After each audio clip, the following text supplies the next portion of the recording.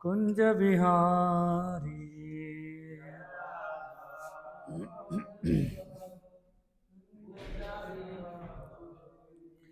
जय राधा माधव कुंज बिहारी।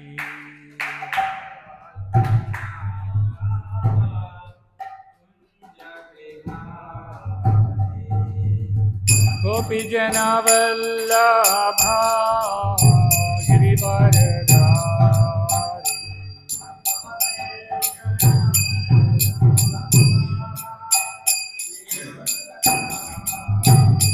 जय गोपी जना वल्लभा गिरिवरधारी।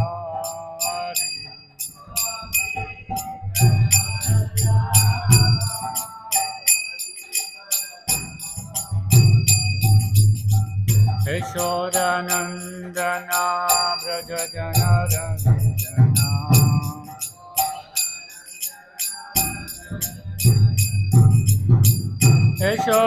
यशोदानन्दना व्रज जनरञ्जना।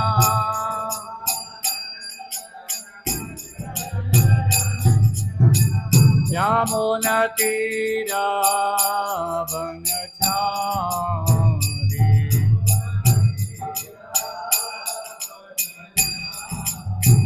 यामुनतीरावनचारि।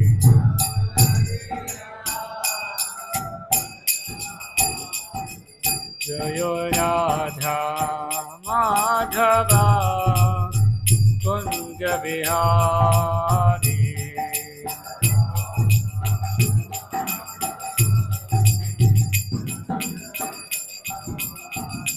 जय राधा माधवा कुंज बिहारी।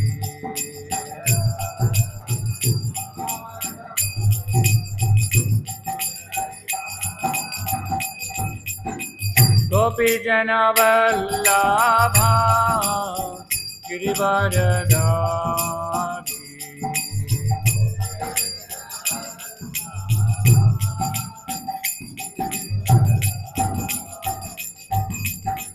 गोपी जना वल्लभा गिरिवरधारी।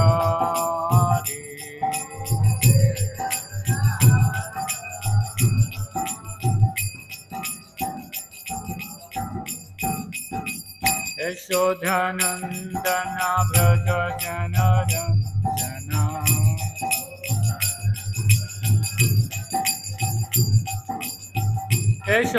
यशोधानन्दना व्रज जनरञ्जना।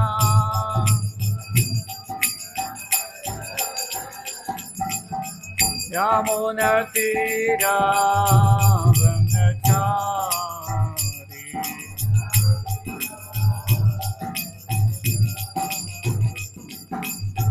यामुनतीरावनचारि।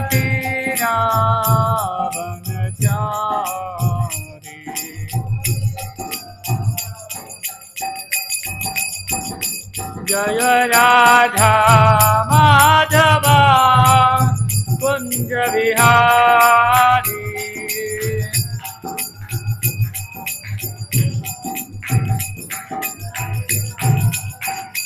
जय राधा माधवा कुंज बिहारी।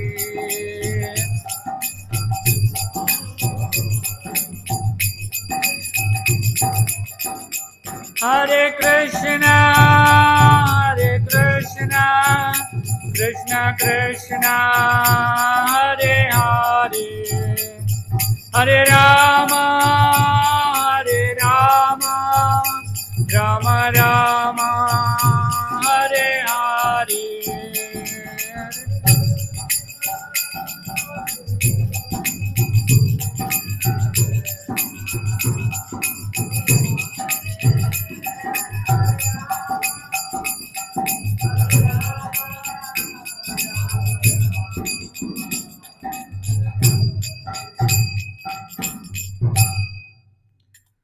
जाम विष्णुपाद परमहंस परिव्राजकाचार्य अष्टोत्तरी श्रीमद् अभय चरणारविंद भक्ति वेदांत स्वामी श्रील प्रभुपाद की जय विष्णुपाद परमहंस परिव्राजकाचार्य स्तोत्र श्रीमत् भक्ति सिद्धांत सरस्वती गोस्वामी महाराज प्रभुपाद ठाकुर की ग्रंथराज श्रीमद् भागवतम की जय।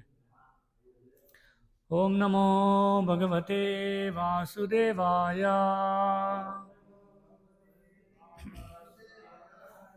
ओम नमो भगवते वासुदेवाय। हरे कृष्ण प्रभु जी, वॉइस लाउड एंड क्लियर प्रभु जी। ओम नमो भगवते वासुदेवाय।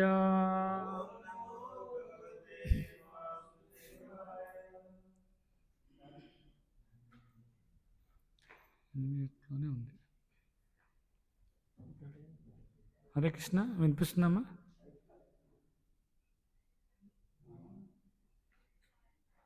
అసలు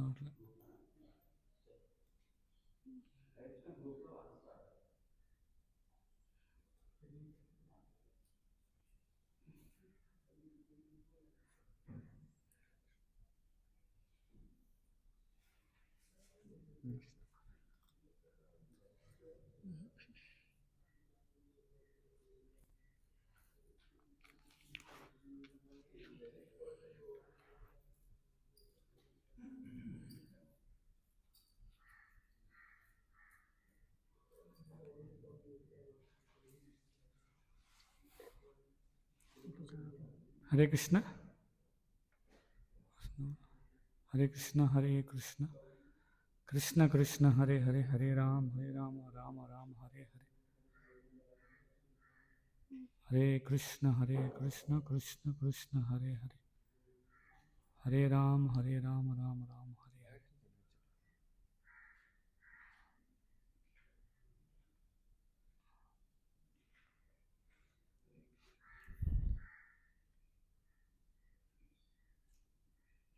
హరే కృష్ణ వినిపిస్తుందండి ఇప్పుడు?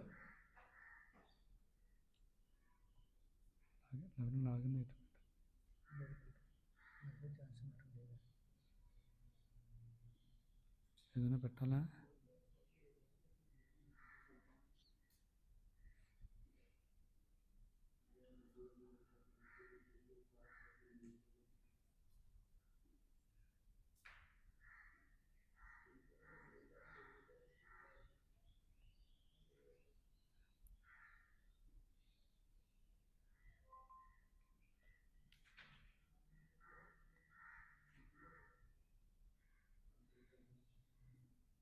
హరే కృష్ణ ఇప్పుడు వినిపిస్తుందండి? సతీష్ గారు వినిపిస్తుంది ప్రభుజీ. ఓకే.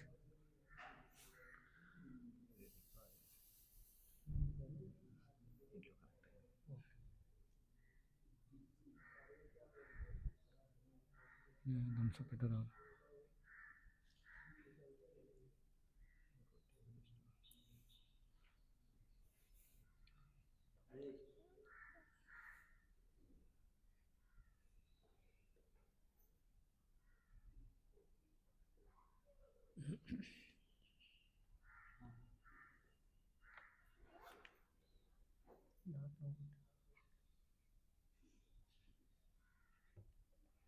చదువుతున్నది శ్రీమద్ భాగవతము 4వ స్కందం 2వ అధ్యాయం 11వ శ్లోకం.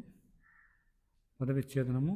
ఏషః మే శిష్యతాం ప్రాప్తః యత్ మే దుహితుః అగ్రహీత్ పాణిం విప్ర అగ్ని ముఖతః సావిత్ర్యా ఇవ సాధువత్. ఏష మే శిష్యతాం ప్రాప్తో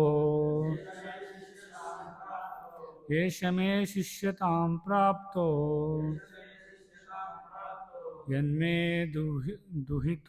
దుహితురగ్రహీత్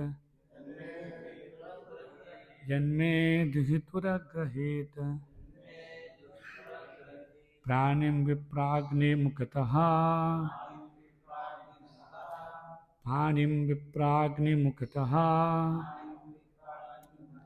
సావిత్ర్యా ఇవ సాధువత్.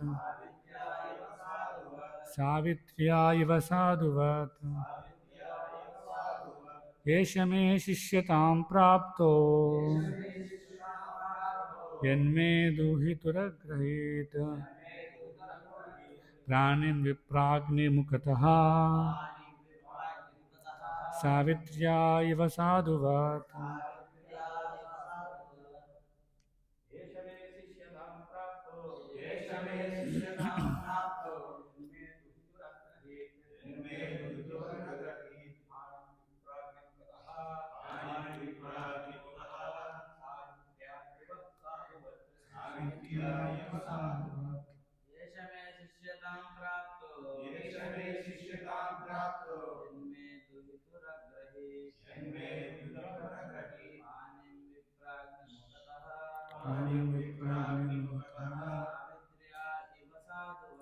सावित्र्या इव साधुवत् एष मे शिष्यतां प्राप्तो मे दुहितरं प्राणिमुखतः सावित्र्या इव साधुवत् एष मे शिष्यतां प्राप्तो मे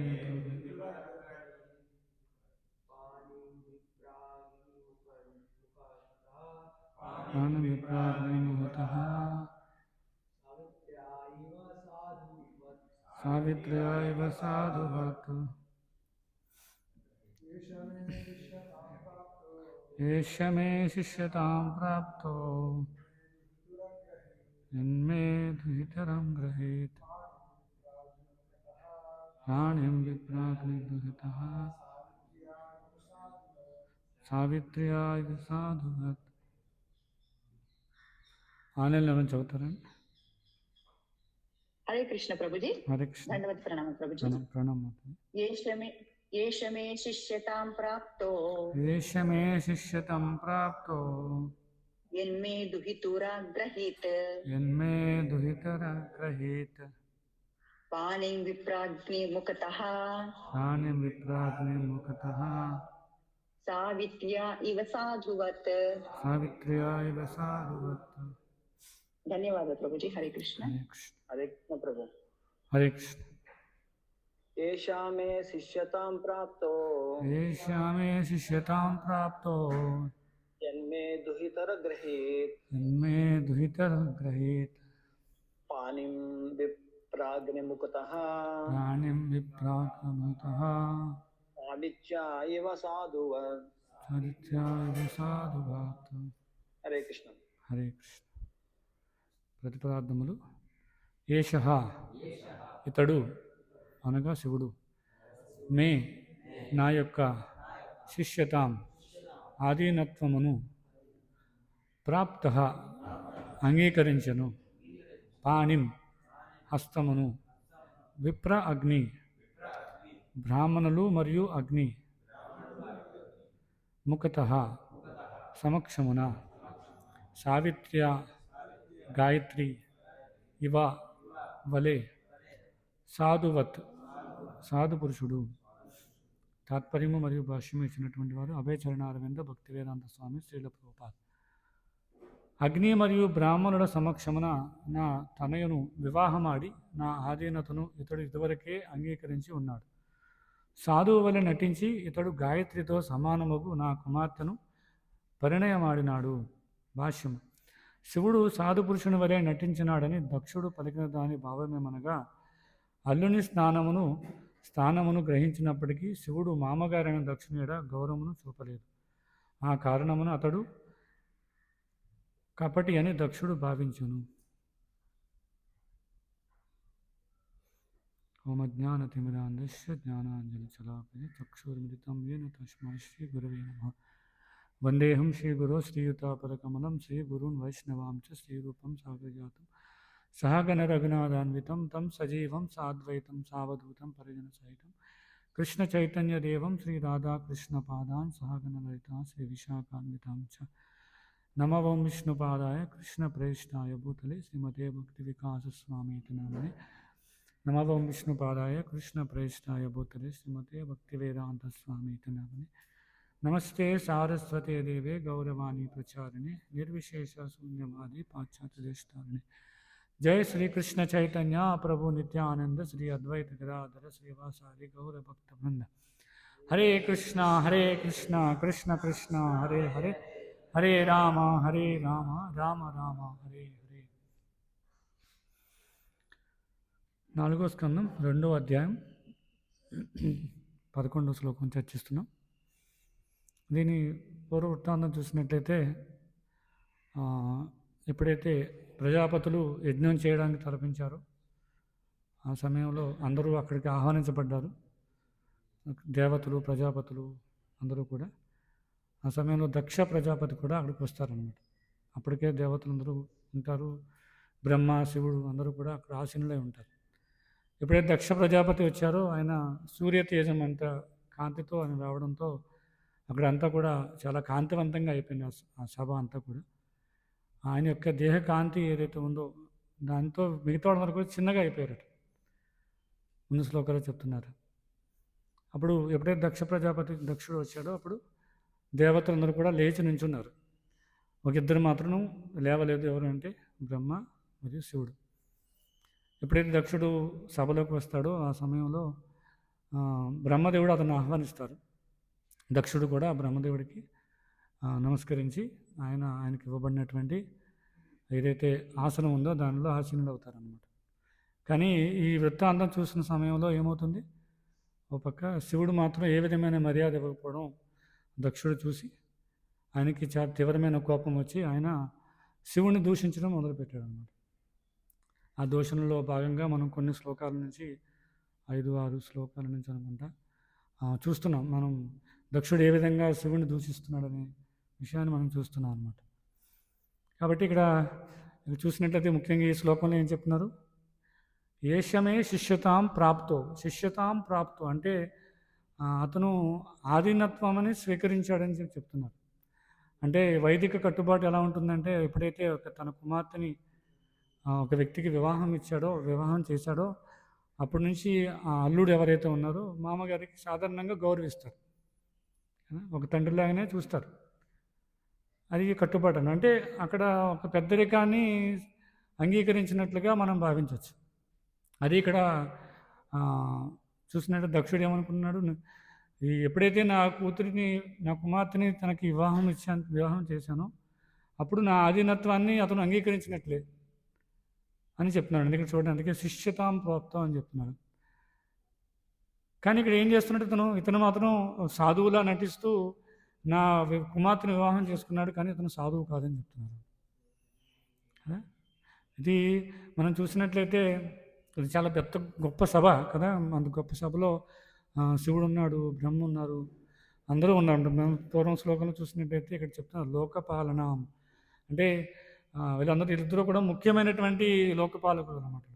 ఎవరు? బ్రహ్మ శివుడు. అక్కడ అందరూ ఉన్నారు. వాళ్ళు సృష్టి లయకారకులు, వీళ్ళందరూ ఉన్నారు. ఇతను మాత్రం అంతమంది మధ్యలో దక్షుడు ఖచ్చితంగా ఒక గౌరవాన్ని ఎదురు చూస్తాడు అన్నమాట. గౌరవించబడతాం అందరి మధ్యలో అని ఎదురు చూస్తుంటాడు. అందరూ మిగతా దేవతలు అందరూ కూడా గౌరవించారు, బ్రహ్మదేవుడు కూడా అతన్ని ఆహ్వానించాడు. కానీ శివుడు మాత్రము ఆయన పట్టించుకున్నట్లుగా ఉండిపోయాడని చెప్తున్నారు. అందుకే ఏం చెప్తున్నారు, ఒక సాధువులాగా నువ్వు యాక్ట్ చేస్తున్నావు. ఇక్కడ అదే చెప్తున్నావు కదా, చూడడానికి సాధువులా ఉన్నా కానీ నువ్వు సాధువు కాదు, సాధువు వల్ల నటిస్తున్నావు అని చెప్తున్నాను. ఎందుకంటే సాధువు అంటే అందరిని గౌరవిస్తారు, చాలా సరళంగా జీవిస్తారు, ఏదైనా కోపం చూపించడం, ఎవరిని అగౌరవపరచడనే కొన్ని లక్షణాలు వాళ్ళలో ఉండాలి. కానీ నువ్వు నేను వస్తే గౌరవించట్లేదు, కాబట్టి నువ్వేమీ సాధువు అని చెప్తున్నాను అన్నమాట కదా. అందుకే మనం ఈ 12వ శ్లోకం కూడా చూసినట్టయితే ఇక్కడ ఏం చెప్తున్నా చూడండి, గృహీత్వా మృగ సావాక్ష్య పాణిం మర్కటలోచన ప్రత్యుత్నాభివాదాధే వాచప్య కృతనోచితం. ఇక్కడ ఏం చెప్తున్నారు 12వ శ్లోకంలో అంటే ఇంకా ఆయన దోషణ ఇంకా విపరీతంగా పెరిగిపోతుంది అనమాట. ఎందుకంటే ఆయన సంతృప్తి చెందట్లేదు. శివుణ్ణి ఎన్ని విధాలుగా దూషించినా కూడా ఆయన సంతృప్తి పడట్లేదు అనమాట. మనం పూర్వం శ్లోకాలు చూడొచ్చు, నువ్వు రాబోయే శ్లోకాల్లో కూడా ఉంటుంది, నువ్వు చాలా అపరిశుభ్రంగా ఉంటావు, శ్మశానంలో ఉంటావు, వీళ్ళు ఎన్నో రకాలుగా దూషిస్తూ ఉంటారు, కానీ ఆయనకి సంతృప్తి అనేది కలగట్లేదు అనమాట. ముఖ్యంగా ఈ 12 శ్లోకంలో చూసినట్లయితే ఏమని చెప్తున్నా చూడండి. మర్కటలోచనుడు, మర్కటలోచన అని చెప్పి సంబోధిస్తున్నారు ఎవరిని? శివుణ్ణి. మర్కట అంటే కోతి, లోచన అంటే కళ్ళు, నేత్రములు, అంటే కోతి లాంటి కళ్ళు కలిగి ఉన్నటువంటి వాడా అని చెప్పి సంబోధిస్తున్నారు. చూడండి ఎంత దారుణంగా దూషిస్తున్నారు చూడండి. అతని పుత్రికను మాత్రం ఏమని సంబోధిస్తున్నారు? మృగశావాక్ష్య అని చెప్తున్నారు. అంటే లేడి కళ్ళు కలిగినటువంటి నా పుత్రికని కోతి కళ్ళు కలిగినటువంటి నీకు వివాహం చేసి నీకు ఇచ్చానని చెప్తున్నాడు. అయినప్పటికీ నన్ను ఆదరించడానికి ఇతడు లేచి నిలబడలేదు, మధుర వాక్కులతో ఆహ్వానించడం ఉచితమని తలచలేదు కదా. మన భౌతిక ప్రపంచంలో కూడా చూస్తాం. ఎవరైనా అల్లుడు కొంచెం తక్కువ స్థాయిలో ఉన్నాడు అనుకోండి, ఏం చేస్తుంటారు? సాధారణంగా తక్కువగానే చూస్తుంటారు. మనం సాధారణంగా అందుకే వివాహం చేసుకునే సందర్భంలో ఏం చూస్తారట, అందుకే అటు 7 తరాలు ఇటు 7 తరాలు చూడాలి. తర్వాత ఇద్దరి మధ్య వ్యత్యాసం ఎంత ఉందో చూడాలట. వయసులో వ్యత్యాసం ఉండొచ్చు, జ్ఞానంలో వ్యత్యాసం ఉండాలి, సంపదలో వ్యత్యాసం ఉండాలి. అన్ని విషయాల్లో కూడా ఎవరైతే పెళ్లి కొడుకు ఉన్నాడో అతను ఒక స్థాయిలో ఒక మెట్టు పైనే ఉండాలట. ఎందుకు అంటే తక్కువలో ఉంటే ఏమవుతుందంటే ఇలా ఇంటికి వెళ్ళినప్పుడు సరైన మర్యాద గౌరవం ఇవ్వరని చెప్పే ఆలోచనతో ఒక ఆలోచన. పురుషుడు కూడా భార్య కన్నా కూడా పురుషుడు, శాస్త్రంలో చెప్తున్నారు, పురుషుడు ఒక మెట్టు అన్ని విషయాల్లో కూడా ఒక మెట్టు పైనే ఉండాలట. అప్పుడే ఆ భార్య కూడా గౌరవిస్తుందని చెప్పి చాణక్యపండితుడు చెప్తాడు. సో అది చాలా ముఖ్యం. కానీ ఇక్కడ శివుడిని ఏమైనా సంబోధిస్తున్నా చూడండి. చూడడానికి అంత అందంగా లేడు, తర్వాత కోతి కళ్ళు కలిగినటువంటి వ్యక్తి, ఇలాంటి తక్కువ స్థాయిలో ఉన్న వ్యక్తిని నా కూతురు లేడీ కళ్ళు కలిగినటువంటి నా పుత్రుని వివాహం చేశాను, అయినా కూడా గౌరవించడు. పోనీ అన్నీ ఉన్నాయి, అన్ని విషయాల్లో చాలా అందంగా ఉన్నాడు, అన్నీ ఉన్నాయి అనుకుంటే గౌరవించకపోయినా పర్వాలేదు, కనీసం ఈ స్థాయిలో ఏవి లక్షణాలు లేవు, ఎప్పుడు శ్మశానంలో ఉంటాడు, బూదు రాసుకుంటాడు, సరైన వస్త్రాలు ధరించడు, చూడడానికి ఏమో ఇతను ఏదో పెద్ద తపస్సులా కనిపిస్తున్నాడు కదా, కానీ కాదు. ఇలాంటి వ్యక్తి కూడా నన్ను గౌరవించకపోతే ఎట్లా? బ్రహ్మదేవుడు నుంచున్నాడు, బ్రహ్మదేవుడు ఆహ్వానించాడు, అందరు దేవతలు కదా, ఇంద్రుడు, అగ్ని అందరూ కూడా రావడం చూసి అందరూ పైకి లేచి నిలబడ్డారు, గౌరవాన్ని ఇచ్చారు. అందరూ ఎలా ఉన్నారు కదా, సభలో మనం చూస్తే అందరూ ఎలా ఉంటారు? అగ్నిదేవుడు, ఇంద్రుడు, ఇలా అందరూ ఎలా ఉంటారు? చాలా హుందాగా మంచి వస్త్రధారణ చేసుకుని చాలా హుందాగా కనిపిస్తుంటారు. అంత హుందాగా ఉన్న వ్యక్తులే అందరూ లేచి నిలబడుతుంటే మరి ఇలాంటి లక్షణాలు ఉన్నటువంటి మనిషి ఎందుకు నిలబడలేదు అని కోపం వచ్చిందన్నమాట. అందుకే ఈ శ్లోకంలో ఏం సంబోధిస్తున్నారు? శివుడిని మర్కటలోచనుడని సంబోధిస్తున్నారు, అంటే కోతి కళ్ళు కలిగినటువంటి వాడు అని చెప్పి సంబోధిస్తున్నారు అన్నమాట. ఇక్కడ మనం ఒక విషయాన్ని గమనించినట్లయితే దక్షుడి యొక్క ఆలోచన ఏంటంటే, దక్షుడు ఆమె కుమార్తెని లేడి కళ్ళు కలిగినటువంటి వ్యక్తి కదా, లేదంటే మనం పూర్వం 11వ శ్లోకంలో చూసినట్లుగా ఏమని సంబోధిస్తున్నారు? గాయత్రి చాలా అందమైనటువంటి స్త్రీగా సంబోధిస్తున్నారు, చాలా ఉన్నతమైన స్త్రీగా సంబోధిస్తున్నారు. కానీ అల్లుడైనటువంటి శివుని మాత్రం తక్కువగా చూస్తున్నారు. ఇక్కడ మన భగవద్గీతలో చూసినట్లుగా ఇది ఏ విధంగా సంబోధించడం అంటే, ఉదాహరణ చూడండి, నేను భారతదేశంలో పుట్టాను కాబట్టి భారతదేశం చాలా గొప్పది. అంతేగాని భారతదేశము మనం చూసినట్టయితే ఆచార వ్యవహారాల పరంగా కదా, లేదంటే ఆధ్యాత్మికంగా చాలా ఉన్నతమైంది. ఇక్కడ చాలా నదులు ఉన్నాయి, గంగా ఇలాంటి నదులు ఉన్నాయి, ఎన్నో పుణ్యక్షేత్రాలు ఉన్నాయి, ఇవన్నీ ఉన్నాయి కాబట్టి గొప్పదని చెప్పట్లా. ఏమని చెప్తున్నాడు ఒక వ్యక్తి? అహంకారంతో ఏం చెప్తాడు? విద్యాహంకారం అన్నమాట. ఏమని చెప్తాడు? ఇది నేను ఈ దేశంలో పుట్టాను కాబట్టి భారతదేశం చాలా గొప్పది. కాబట్టి ఇక్కడ దక్షుడి యొక్క ఆలోచన ఎలా ఉంది? ఆమె నా కుమార్తె కాబట్టి చాలా గొప్పది అని చెప్తుంది. కానీ మరి ఆమె ఎలా గొప్పదైంది అంటే శాస్త్రంలో చూడొచ్చు, ఆమె వైష్ణవుడికి సేవ చేయడం ద్వారా కదా. ఎవరైనా ప్రతివతల గురించి సంబోధించాల్సి వస్తే మొట్టమొదటిగా సంబోధించింది ఎవరంటే పార్వతీదేవిని, శివుడి యొక్క భార్యని మొట్టమొదటిగా ఉదాహరణగా చెప్తుంటారు. ఎందుకంటే ఆమె వైష్ణవుడికి సేవ చేస్తూ చాలా ఆనందంగా గడుపుతూ ఉంటుంది తమ జీవితాన్ని. నేను దక్షుడి యొక్క పుత్రికని, చాలా సంపన్నంతో ఉన్నటువంటి స్త్రీని, కాబట్టి ఇలా వస్త్రాధారణ సరిగ్గా చేసుకున్నటువంటి ఒక వ్యక్తికి నేను ఏ విధంగా సేవ చేయాలని అనుకోలేను. ఆమె పూర్తిగా భర్తకి సేవ చేస్తూ ఉంది. అంతు కాబట్టి తనకి కీర్తింపబడింది కదా. అంతేగాని దక్షుడు యొక్క కుమార్తె వల్ల కాదు. ఎందుకంటే దక్షుడు యొక్క లక్షణాలు మనం చూసాం. కానీ దక్షుడు ఏమనుకుంటున్నాడు, ఈమె నా కుమార్తె కాబట్టి కదా, నా కుమార్తె కాబట్టి ఆమె చాలా ఉన్నతమైన వాళ్ళని అనుకుని చెప్పి సంబోధించుకుంటున్నాడు. కానీ అప్పటికే ఆమె వివాహం చేయబడింది, శివుడికి సేవ చేస్తుంది, వైష్ణవుడికి సేవ చేస్తుంది. కాబట్టి తనకి మంచి లక్షణాలు ఉన్నాయని చెప్పి శాస్త్రాలు చెప్తున్నాను. కాబట్టి చూస్తే మనం ఈ శ్లోకంలో ఎలా దూషిస్తున్నా చూడండి. మర్కటలో వచ్చిన ఎంతో విపరీతంగా, ఎంతో తక్కువ స్థాయిలో అతన్ని దూషించడం మనం చూస్తాం అన్నమాట. అది ఎక్కడ చూడండి, మనం ఏదో ఒక రూమ్లోనూ ఇద్దరు సడన్ చూడండి, ఎవరైనా కొంచెం మందలించాలనుకోండి ఏం చేస్తారు. ఉదాహరణకి అల్లుడు సరిగ్గా లేడు అనుకోండి కదా, పెళ్లి చేసిన తర్వాత అడుగు సరిగ్గా లేడు, భౌతిక ప్రపంచం మనం చూడవచ్చు. రకరకాల వ్యసనాలకి మందుకు బానిస అయిపోవడం జరుగుతుంది అనుకోండి. మామగారు ఏం చేస్తారు, మామగారు కూడా ప్రయత్నం చేస్తారు మార్చడం కోసం. ఎలా చెప్తారు, గదిలోకి తీసుకెళ్ళి అల్లుడి గారు అలా కాదండి, మీ పిల్లలు పెద్దవాళ్ళు అవుతున్నారు, మీ అమ్మాయికి పెళ్ళిళ్ళు చేయాలి, కాబట్టి మీరు కొంచెం మందు మానేస్తే వాళ్ళని కూడా మీ కుటుంబం అంతా కొంచెం ఆనందంగా ఉంటుంది అని ఎక్కడో లోపలికి తీసుకెళ్ళి చెప్తాడు తప్ప, ఏదో ఫంక్షన్కి వచ్చినప్పుడు అందరి ముందు మధ్య తిడతాడా, నువ్వు తాగేస్తున్నావు, నీ పిల్లల భవిష్యత్తు ఏమైపోతుందని అందరి ముందు తిడతాడా. ఎంత లక్షణాలు బాగోనప్పటికీ, ఎంత దురలవాట్లకి లోనైనా కూడా మామగారు అల్లుడిని ఎప్పుడూ తిట్టాడు అనమాట అందరి ముందు మధ్యలో. ఈవెన్ 4 గోడల మధ్యన కూడా చాలా మర్యాదగా చెప్తాడు. ఎందుకంటే అది అతని చేతిలో లేదు. అంత అగౌరవంగా పిలిచే అవకాశం మామగారికి లేదన్నమాట. ఇద్దరి మధ్య రిలేషన్ అలాగే ఉంటుంది. మామ అల్లుల మధ్య రిలేషన్ ఎలా ఉంటుందంటే, అల్లుడు గారు తండ్రిలాగానే గౌరవిస్తారు, కూతుర్ని ఇచ్చాము కాబట్టి ఎక్కడా అగౌరవంగా చూడకూడదు, అంత గౌరవం ఇవ్వాలని చెప్పి చూస్తుంటాం మనం. ఇతని మధ్య లేటెస్ట్ ఫ్యాషన్ అయింది మనం చూస్తే, ఈస్ట్ గోదావరి అటు సైడ్ చూడండి, అల్లుడు వస్తే ఏం చేస్తారు కదా, 116 రకాలతో అల్లుడికి భోజనం పెట్టారు, 400 రకాలతో అల్లుడికి భోజనం పెట్టారని ఈ మధ్య ఫోటోలు తీసి పంపిస్తుంటారు. ఈస్ట్ గోదావరి, వెస్ట్ గోదావరి అల్లుడిని చాలా బాగా చూసుకుంటారు. సో అది పూర్వం నుంచి ఉంది, అల్లుడిని గౌరవించడం, ఇంటికి వస్తే ఆహ్వానించడం, అన్ని సౌకర్యాలు చేయడం అనేది ఉంది. కానీ ఇక్కడ దక్షుడు ఏం చేస్తున్నాడు చూడండి, పెద్ద సభలో అందరి ముందు మధ్యలో ఇలాంటి పదాలు ఉపయోగిస్తున్నాడు. నువ్వు కోతి కళ్ళు కలిగినటువంటి వాళ్ళలో ఉన్నావు అని సంబోధిస్తున్నాడు అన్నమాట.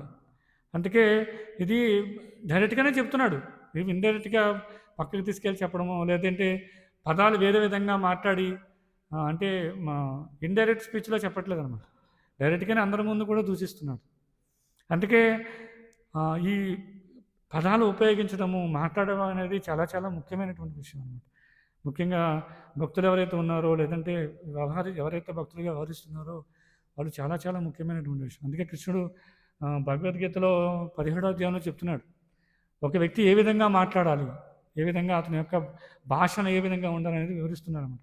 17వ అధ్యాయం 15వ శ్లోకంలో చెప్తున్నారు, అనుద్వేగకరం వాక్యం సత్యం ప్రియహితం చేయత్ స్వాధ్యాయాభ్యాసం చైవ వాగ్మయం తప్పు ఉచ్యతే. ఏం చెప్తున్నారు, సత్యమైనవి, ప్రియమైనవి, లాభకరమైనవి, ఇతరులకు కలతను కలిగించినవి అయిన మాటలను పలకడము, ఇదే కాక నిత్యము వైదిక శాస్త్రాలను చదవడము వాచిక తపస్సులో ఉంటాయి. అంటే మాట్లాడే విధానము సత్వగుణము, తమోగుణము, రజోగుణముగా విభజించబడింది. సత్వగుణముతో మాట్లాడే విధానం ఎలా ఉంది అంటే ఇక్కడ చెప్తున్నారు, సత్యమైనవి, ప్రియమైనవి, అంటే అనుద్వేగకరం వాక్యం. అనుద్వేగకరం వాక్యం అంటే ఎవరిని కలత పెట్టకుండా ఉండే మాటలు. ఇక్కడ 4 విషయాలు చెప్తున్నారు అన్నమాట. 4 విధాలుగా మనిషి మాట్లాడడం నేర్చుకోవాలని చెప్తున్నారు. దాంట్లో మొట్టమొదటి ఏంటి అంటే అనుద్వేగకరం వాక్యం. అంటే ఎవరిని కలత పెట్టకూడదు, అంటే మనం మాట్లాడే మాట వల్ల అవతల వ్యక్తి మనసు బాధపడకూడదు అనమాట, కలత పడకూడదు అనమాట. తర్వాత పదం ఏంటి, సత్యం. సత్యం అంటే సత్యాన్ని మాట్లాడడం, అబద్ధాలు ఆడకుండా ఉండడం అనేది చాలా చాలా ముఖ్యమైన విషయం. తర్వాత ప్రియ చెప్తున్నారు, ప్రియ. తర్వాత హితము. ప్రియము అంటే ప్రీతికరమించేది, అంటే వినసొంపుగా ఉండేది, అంటే ఎవరిని బాధ పెట్టకుండా చాలా రెస్పెక్ట్ఫుల్గా మర్యాదపూర్వకంగా మాట్లాడడం అనేది చాలా ముఖ్యమైనటువంటి విషయం. తర్వాత హితకరము. హితకరము అంటే అది లాభాన్ని చేకూర్చాలి, అంటే మనం మాట్లాడే మాట ఏదైతే ఉందో అది లాభాన్ని చేకూర్చాలన్నమాట. అంటే ఎవరిని కూడా బాధ పెట్టకూడదు, దానివల్ల నష్టం చేకూర్చకూడదు అని చెప్తున్నారు. మనం ఈ విషయాన్ని చూసినట్లయితే చాలా చాలా భక్తులు అనేవారు ఎవరైతే ఉన్నారో ఇవి 4 విషయాలను మనం చాలా చాలా ఉన్నతంగా ఆలోచిస్తూ ఎప్పుడు దాన్ని గుర్తుంచుకోవాలన్నమాట. ఎందుకంటే దానివల్ల అపరాధం జరిగే అవకాశం ఉంటుంది. ఉదాహరణకి మనం ఇక్కడ చూడొచ్చు, దక్షుడు ఈ 4 విషయాలని కూడా లిమిట్ దాటేసాడన్నమాట. 4 విషయాల్లో కూడా అతను అమర్యాదగానే ఉన్నాడు. 4 విషయాల్లో కూడా అపరాధం చేశాడు కదా. ఇప్పుడు మనం చూడండి, అనుద్వేగకరం వాక్యం అన్నారు. అంటే ఆయన ఏం చేశారు? కలత చెందించారు. ఇప్పుడు ఎప్పుడైతే శివుడు దూషిస్తున్నాడో చాలామంది కలతకు గురయ్యారు. అక్కడ రకరకాల జనులు ఉన్నారు. కొంతమంది దాన్ని ఏదో సినిమా చూస్తున్నారు. ఎందుకంటే ఈ నామమాత్ర బ్రాహ్మణులు ఎవరైతే ఉన్నారో వాళ్ళు ఏం చేస్తుంటారు? ఈ వైష్ణవులు శైవులు గొడవ పడుతున్నప్పుడు చాలా ఆనందంగా చూస్తుంటారు. అది ఎంటర్టైన్మెంట్ అనమాట. తర్వాత కొంతమంది బాధపడే వాళ్ళు ఉన్నారు. కాబట్టి ఇది ఈవెన్ శివుడు ఏమీ దాన్ని ప్రదర్శించలేదు. కానీ అది దుఃఖతరం, ఆమె కుమార్తెకి దుఃఖకరం. కాబట్టి ఇది చూస్తే అది కలతనే కలిగిస్తుంది అనమాట ఆయన యొక్క మాటలు. తర్వాత సత్యం, ఆయన ఏమీ సత్యం చెప్పట్లేదు కదా. ఎందుకంటే ఆయన చూడండి, దక్షుడు సాధువు కాదని చెప్తున్నాడు. ఎవరిని? శివుడిని నువ్వు సాధువు కాదు, సాధువులాగా నటిస్తున్నావు అంతే అని చెప్తున్నాడు. అది అసత్యం కదా. ఎందుకంటే శివుడు చాలా సాధు పరమాత్మ కదా. సాధువు ఆయన నేరుగా పరమాత్మ భక్తుడే. ఆయన వైష్ణవానం యథాశంభం అని చెప్తుంది శాస్త్రం. కాబట్టి అలాంటి శివుడిని ఏమంటున్నాడు? నువ్వు సాధువే కాదని చెప్తున్నాడు. సాధువులో ఉండాల్సిన లక్షణాలన్నీ ఉన్నాయి. అందుకే మనం చూస్తాం తర్వాత సాధువులో ఉండే లక్షణాలన్నీ కూడా శివుడిలో ఉన్నాయి. కానీ ఏమని సంబోధిస్తున్నాడు? నువ్వు సాధువే కాదు, సాధువులాగా నటిస్తున్నావు అంతే అని చెప్తున్నాడు. కాబట్టి ఆయన ఏం చేశాడు? సత్యం అనే లక్షణాన్ని కూడా వదిలేశాడు. తర్వాత ప్రియము, ఎవరికైనా ప్రియంగా ఉన్నాయి కదా. మనకేమనిపిస్తుంది?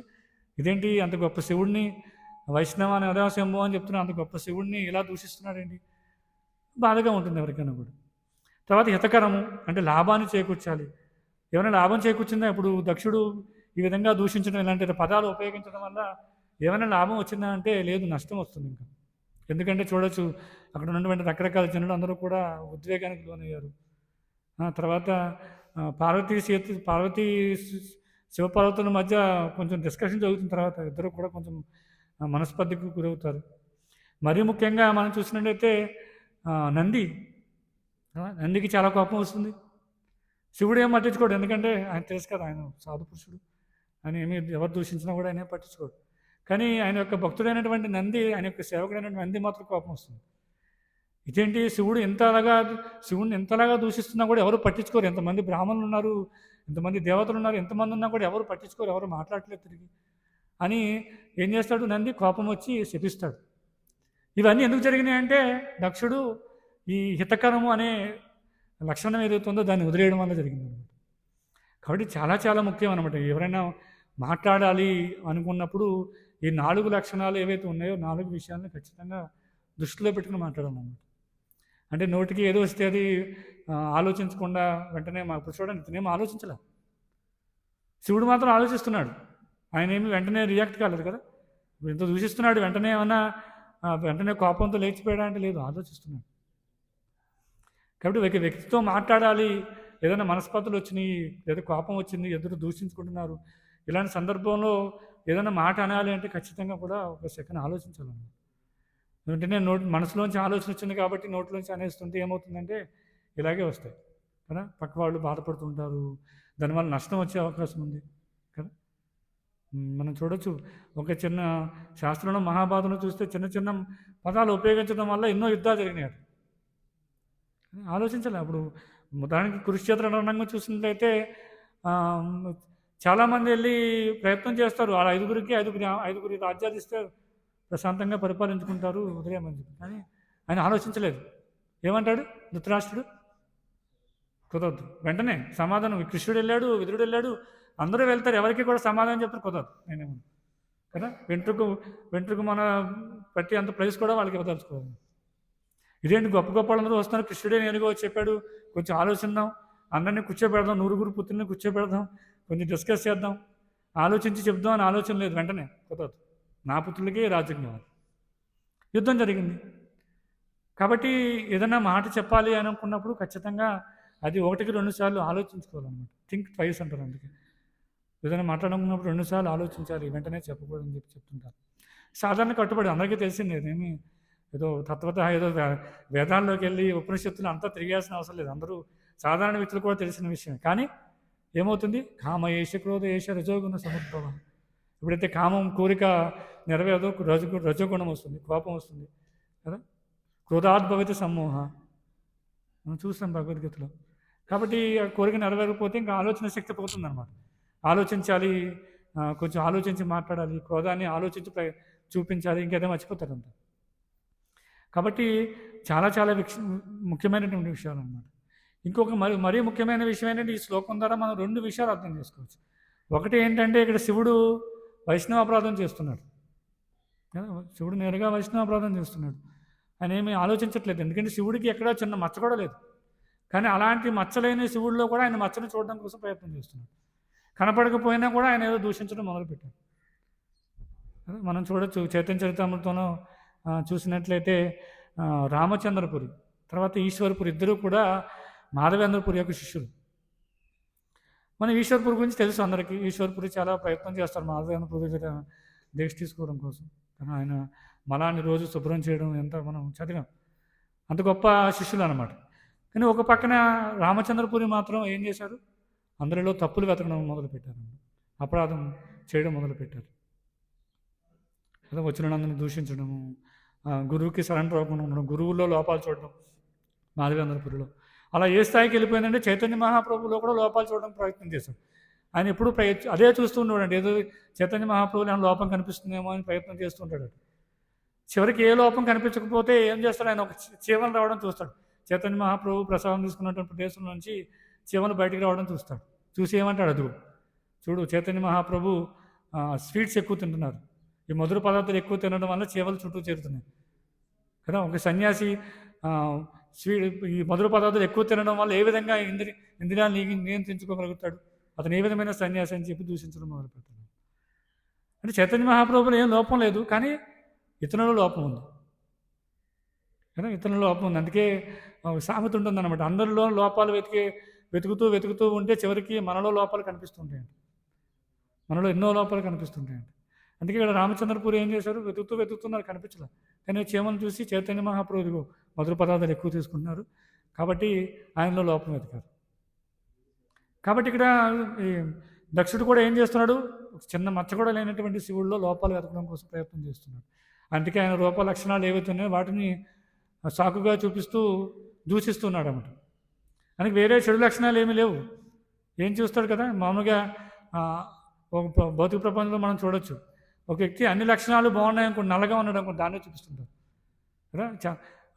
చాలా మంచి వ్యక్తి అండి, ఒక వ్యక్తి పొగుడుతుంటాడు, బాగా కష్టపడ్డాడండి, లైఫ్లో బాగా సెటిల్ అయ్యాడండి అని చెప్తుంటారు. అందరూ యాక్సెప్ట్ చేస్తుంటే ఒక వ్యక్తి మాత్రం అదేంటంటే నన్ను నల్లగా ఉంటాడు ఏంటండి, అతను పళ్ళు ఎత్తుగా ఉంటాయి ఏంటండి అని చెప్తాను. అంటే నచ్చదు. అంటే పక్క వాళ్ళు పొగుడుతుంటే ఒక ఖచ్చితంగా ఆ సభ్యుల మొత్తంలో ఆ గ్రూపులో ఒకరు ఖచ్చితంగా ఉంటాడు అలాంటి వ్యక్తి కదా. మనం చూడొచ్చు, ఖచ్చితంగా ఒకరు వెతకచ్చు మన దాంట్లో. అందరూ పొగుడుతుంటారు, కానీ ఎవరో ఒకళ్ళు ఏమంటాడు, ఇదేంటండి ఇది పొట్టిగా ఉన్నాడు, సరిగ్గా మాట్లాడడం నత్తిండి, సరిగ్గా మాట్లాడటం రాదండి కదా, ముక్కు పొడవుగా ఉందండి. ఇవన్నీ ఆయన చేసిన మంచి పనులు పోలిస్తే ఇవన్నీ చాలా చిన్నవి అనమాట, చాలా సూక్ష్మమైనటువంటి. కానీ ఏం చేస్తాడు? అన్నీ మర్చిపోతాడు, కానీ ఇది ఒకటే చూస్తాడు అన్నమాట కదా. భక్తి సిద్ధాంత సరస్వతి ఠాకూర్ వారు ఆయన సమయంలో ఆశ్రమంలో ఒక వ్యక్తి ఉండేవాడు, కుకింగ్ చేస్తూ ఉండేవారు. భక్తులందరూ కూడా ఎప్పుడు ఆయన దూషిస్తూ ఉండేవారు. నువ్వు ఆ తప్పు చేసు, ఈ తప్పు చేసు, నువ్వు ఆ తప్పు చేసు, ఈ తప్పు, ఎప్పుడు దూషిస్తూ ఉండేవారు. దూషిస్తున్నప్పుడు మ్యూట్లో పెట్టాను.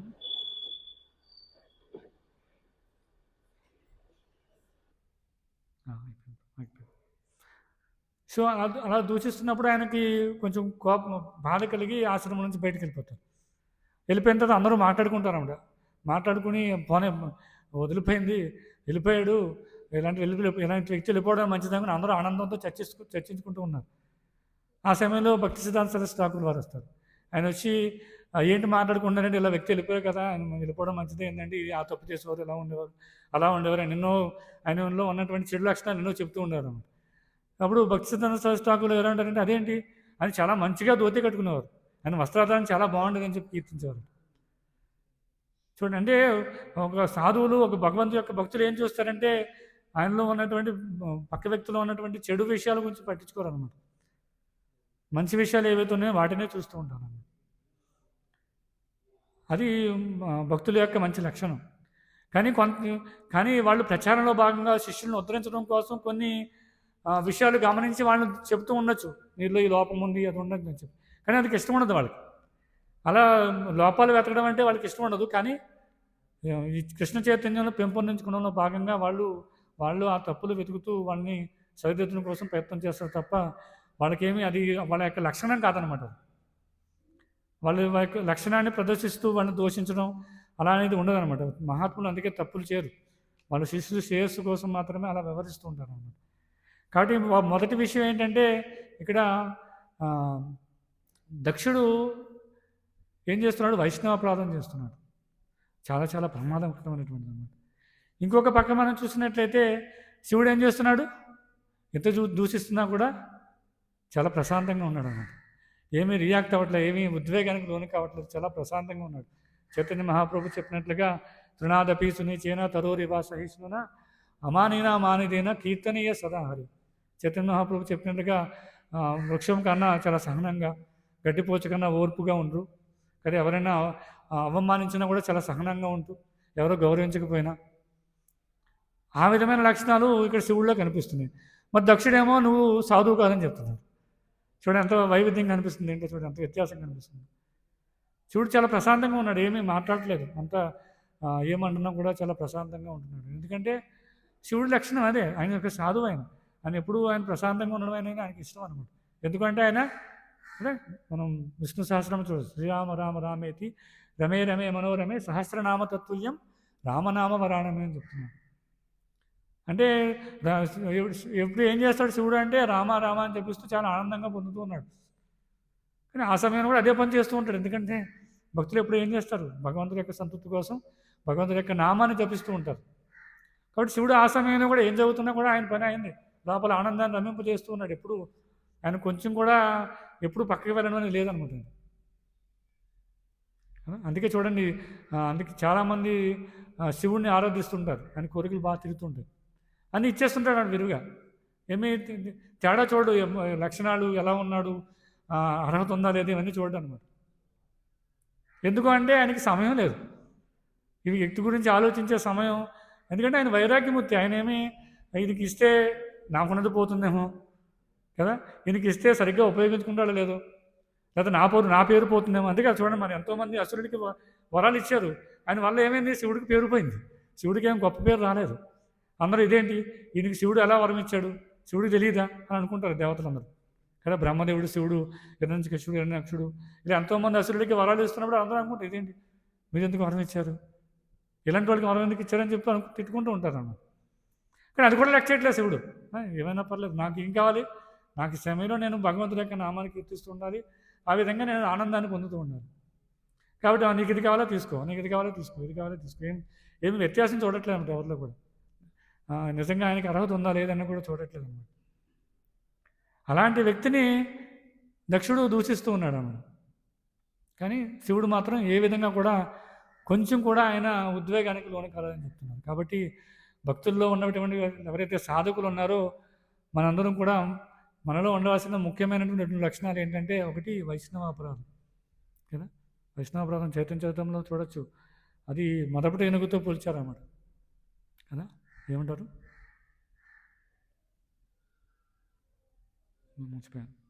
సో మొదటి ఏనుగుతో పోల్చారన్నమాట. అంటే మంచిగా మనం పూల మొక్కలు, పళ్ళ మొక్కలు అన్నీ వేసుకుని చక్కగా మన గార్డెన్ని పెంచుకుంటూ ఉన్నాం. దానిలోకి మొదటి ఏనుగు వచ్చింది అనుకోండి, ఏమవుతుంది? మొత్తం అంతా కూడా నిమిషాల్లో నాశనం అయిపోతుంది అన్నమాట. కాబట్టి మనం కూడా మనం చేసుకున్నటువంటి సుకృతి, పూర్వజన్మ సుకృతి వల్ల ఈ గురుకృష్ణ కృపాయపాయ భక్తిలతా బీజ అన్నారు. మనం చేసుకున్నటువంటి సుకృతి వల్ల గురుకృష్ణ కృప వల్ల మనలో ఈ భక్తి బీజం ఏదైతే మొలకెత్తిందో అది చాలా చక్కగా పెరుగుతూ ఉంది భక్తుల యొక్క సాంగత్యంలో. కానీ ఎప్పుడైతే ఈ వైష్ణవ అపరాధం అనే ఒక దానివల్ల ఏమవుతుంది, ఈ భక్తిలత బీజం అంతా కూడా నాశనం అయిపోతుంది అన్నమాట. చాలా చాలా ముఖ్యమైనటువంటి విషయం. అందుకే ఈ వైష్ణవ అపరాధం అనేది తీవ్రంగా పరిగణించారు శాస్త్రాలు. ఇంకొకటి ఇక్కడ శివుడు ఆచరించిన విధంగా చాలా సరళంగా కదా, అమానేన మానదేన కీర్తనీయ సదా. ఎక్కడ కూడా ఉద్వేగానికి లోను కాకుండా ఎవరో ఎవరో మాట అన్నారు, ఎవరో గౌరవించట్లేదు, నన్నే అంటున్నారు, చాలామంది ఉన్నారు, అందరూ సేవ చేస్తున్నారు, నేను కూడా సేవ చేస్తున్నాను, నన్ను ఒక్కడిని ఎందుకు క్రిటిసైజ్ చేస్తున్నారు, నేను ఒక్కడికి ఎందుకు ఎక్కువ సేవ చెప్తున్నారు, ఇలా ఎన్నో రకాల ఆలోచనలు వస్తుంటాయి అన్నమాట. కానీ భక్తుల్లో ఈ రెండు కూడా చాలా చాలా ముఖ్యమైనటువంటిది.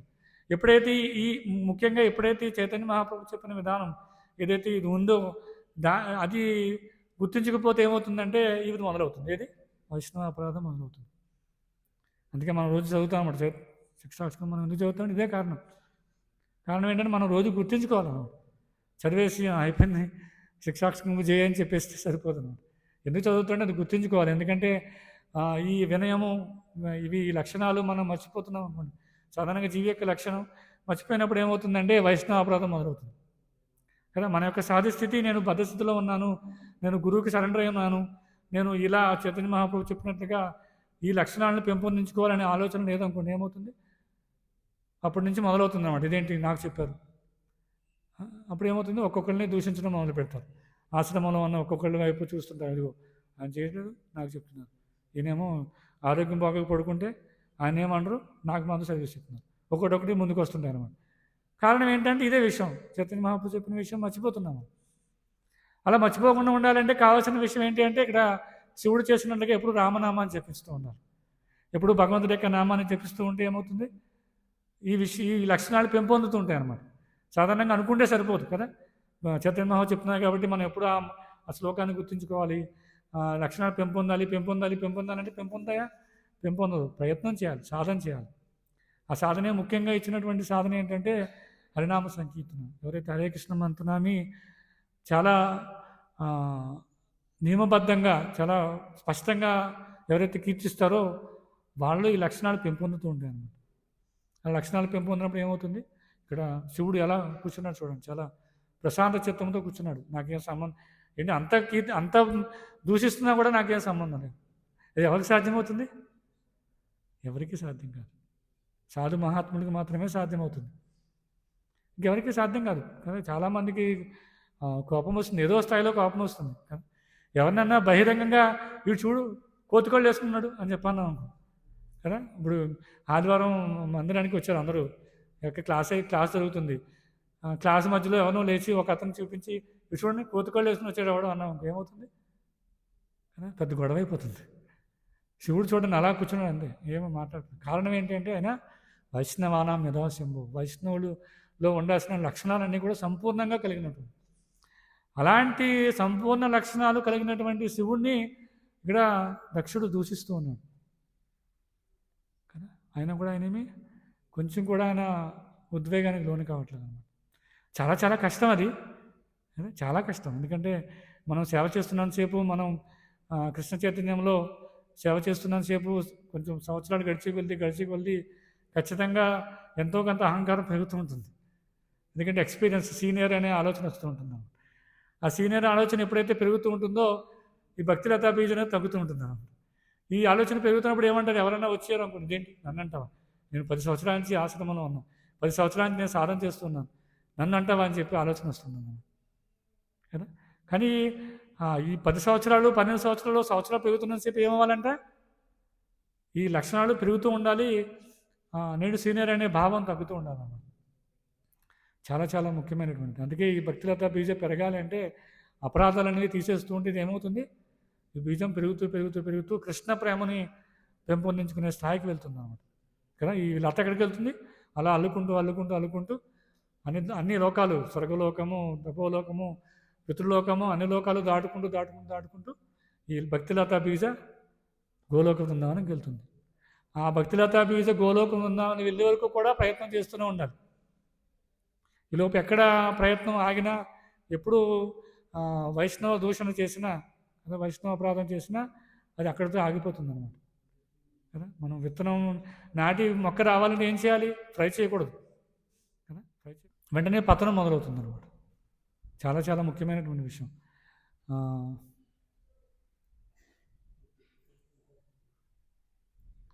ప్రభుపాల్ వారి శిష్యుడు ఒకరు చెప్తారంట, ఆయన ఒక లెక్చర్లో ఆయన చెప్తారు, do morning programme or you are finished. ఒక లెక్చర్ ఉంది, దాంట్లో చెప్తున్నారు అన్నమాట. అంటే మార్నింగ్ ప్రోగ్రామ్ చెయ్యి, లేకపోతే నువ్వు అవుట్, ఫినిష్ అని చెప్తున్నారు. ఇక దాంట్లో ఏం వేరే లేదనమాట. ఏం చెప్తున్నారైనా పేరు మర్చిపోయానండి, మహారాజ్. చాలా మంచి లెక్చర్ అనమాట. అవకాశం ఉంటే అందరూ వినాలి ఖచ్చితంగా. చాలా చాలా మంచి లెక్చర్ అనమాట. తమాల్ కృష్ణ గోస్వామి ఆయన లెక్చర్లో చెప్తున్నారు, do morning programme or you will finish. ఇంక వేరేం లేదు. అంటే మార్నింగ్ ప్రోగ్రామ్ అంటే అర్థం ఏంటి? శ్రవణం కీర్తనం. ఆ శ్రవణం కీర్తనం చేయకపోతే ఒక భక్తుడు పతనం అయిపోతాడట. ఆ లెక్చర్లో విన్నట్లయితే కనుక అవకాశం ఉంటే అందరూ వినండి, మా రిక్వెస్ట్. చాలా అద్భుతంగా ఉంటుంది అన్నమాట. అంటే ఈ రకరకాల స్థాయిలు ఎలా ఉంటాయి, ఏ విధంగా ప్రోగ్రామ్కి అటెండ్ కాని వ్యక్తి ఏ విధంగా పతనం అవుతాడు, మంగళహారతి చేయాలి. ఒకవేళ అందరూ మందిరానికి రాలేకపోతే కనీసం ఇంట్లో అయినా సరే మంగళహారతి చేయాల్సిందే ఖచ్చితంగా, జపం అప్పుడు చేయాల్సిందే అని చెప్తున్నారు. ఏ విధంగా రకరకాల వ్యక్తులు ఏ విధంగా వాళ్ళ రోజు ప్రోగ్రామ్, ముఖ్యంగా మార్నింగ్ ప్రోగ్రామ్ ఏ విధంగా అటెండ్ అవ్వచ్చు అనే విషయాన్ని దాంట్లో చెప్తున్నారు అన్నమాట. ప్రతి ఒక్కరికి అవకాశం ఉంది, ఆ అవకాశాన్ని ఎలా ఉపయోగించుకోవాలనేది దాంట్లో చెప్తున్నారు. కాబట్టి అందుకే ఈ భక్తిలతా బీజం బాగా పెరగాలి అంటే శ్రవణం కీర్తనం అనేది చాలా చాలా ముఖ్యం. లేదంటే ఇలాగే ఒక్కొక్కటికి పతనం అవుతూ వైష్ణవ దోషం చేస్తూ వైష్ణవ ప్రార్థన చేస్తూ పూర్తిగా పతనం అయిపోతాం అనమాట.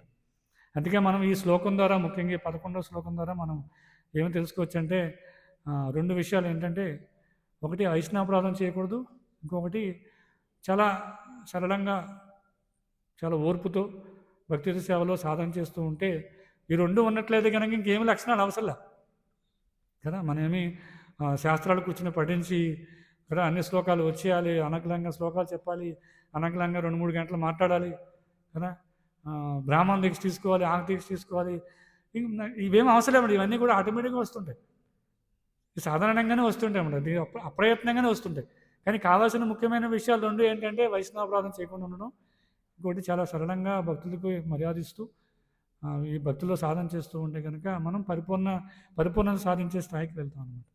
అందుకే ఈ దక్ష ప్రజాపతి తర్వాత ఈ శివుడి యొక్క వృత్తాంతం ద్వారా మరీ ముఖ్యంగా ఈ 2 విషయాలు అర్థం చేసుకోవచ్చు అన్నమాట. హరే కృష్ణ. ఏమైనా సలహాలు, ప్రశ్నలు, సూచనలు ఏమైనా ఉంటే చెప్పండి.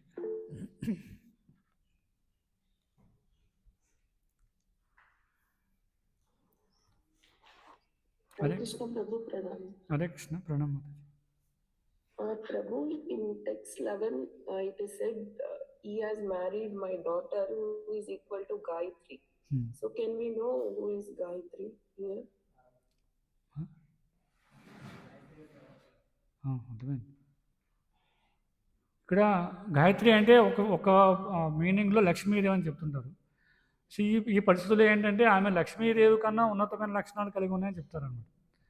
అది నేను నిన్న విన్న కామెంట్లో అది వచ్చింది. వేరే అర్థాలు కూడా ఉండొచ్చు. సో ఇక్కడ లక్ష్మీదేవి అంటే నారాయణుడి యొక్క భార్యకి ఉన్నతమైన లక్షణాలు ఉంటాయి. సో తనతో సమానంగా ఉన్నటువంటి లక్షణాలు కలిగి ఉన్నటువంటి స్త్రీ అని చెప్పి సంబోధిస్తారు అన్నమాట. ఇక్కడ దక్షుడు ఏం చెప్తున్నాడంటే ఆమె కన్నా ఉన్నతమైన లక్షణాలు కలిగి ఉన్నాయని చెప్పి సంబోధిస్తున్నాడు అన్నమాట. ఎందుకు అంటే నా యొక్క పుత్రిక కాబట్టి. సో అది మనం అర్థం చేసుకోవచ్చు. Hare Krishna. Is that clear?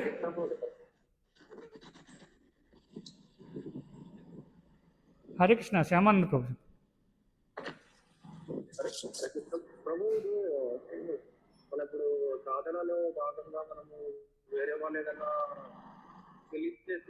తెలియజేసిన వాళ్ళు చెప్పడం వాళ్ళు అపరాధ రహితంగా వాళ్ళు మనసు నొప్పించినట్టు మనం జరిగిందనుకో అక్కడ మనకు భక్తి అనేది కూడా రుచి జరగకుండా అవుతుంది కదా. అవును, కానీ దానికి ప్రత్యామ్నాయం కూడా ఉందన్నమాట. అంటే సాధారణంగా భౌతిక ప్రపంచంలో జీవులందరికీ 4 లోపాలు ఉంటాయి. దాంట్లో తప్పులు చేసే ప్రవృత్తి కూడా ఒకటి అనమాట. కాబట్టి సాధారణంగా తప్పులు చేసే ప్రవృత్తి ఉంది, ఎందుకంటే అందరం కూడా బద్ధస్థితిలో ఉన్నాం. కానీ ఎప్పుడైతే అపరాధం జరుగుతుందని మనం గమనిస్తున్నామో వెంటనే వెళ్ళి ఏం చేయాలి? ప్రాయశ్చిత్తం చేసుకోవాలి. అంటే వెళ్ళి వెంటనే వాళ్ళకి ప్రణామం చేయాలి. ఎప్పుడైతే మనం గమనిస్తున్నామో మనకి అపరాధం చేసాము, భక్తుల దగ్గర సరిగ్గా ప్రవర్తించలేదు, దూషించాము, కాబట్టి దాని నుంచి బయటపడడం ఎలాగని ఆలోచిస్తున్నప్పుడు ఏం చేయాలంటే ముందు వెళ్ళి ప్రణామం చేయాలి. తర్వాత కుదిరితే వాళ్ళకి సేవ చేయలేదో రంగం మన వంతుగా మనం ఏదైతే సేవ చేయగలమో వాళ్ళకి సేవ చేయాలన్నమాట. ఏదో ప్రసాదం ఇవ్వడమో, లేదా ఏదైనా సేవ చేయడం, వాళ్ళకి ఏదైనా సహాయం అవసరం అందించడమో, ఇలా చేస్తూ ఉంటే చేసిన అపరాధం ఏదైతే ఉందో అది పోతుందన్నమాట. అది చాలా ముఖ్యం. అందరూ ఏదో రకంగా ఏదో స్థాయిలో ఖచ్చితంగా ఏదో మాట తెలియకుండా అనడము, తెలిసి దూషించడం ఏదో జరుగుతుంది. కానీ ఒక మంచి లక్షణం ఏంటంటే అందరూ సాధన చేస్తున్నాం కాబట్టి భగవంతుడు పరమాత్మ రూపంలో మనకి అది తెలియజేస్తాడు. నువ్వు తప్పు చేసావు కాబట్టి నువ్వు రిలీజ్ అవ్వాలనే విషయం తెలియజేస్తాడు. దాన్ని మనం గుర్తించామని గమనించామనుకోండి, వెంటనే ఆ గమనించిన విషయాన్ని ప్రాయశ్చిత్తం చేసుకోవాలన్నమాట. అది చాలా ముఖ్యమైన విషయం. హరే కృష్ణ. ఇంకేమన్నా ప్రశ్న?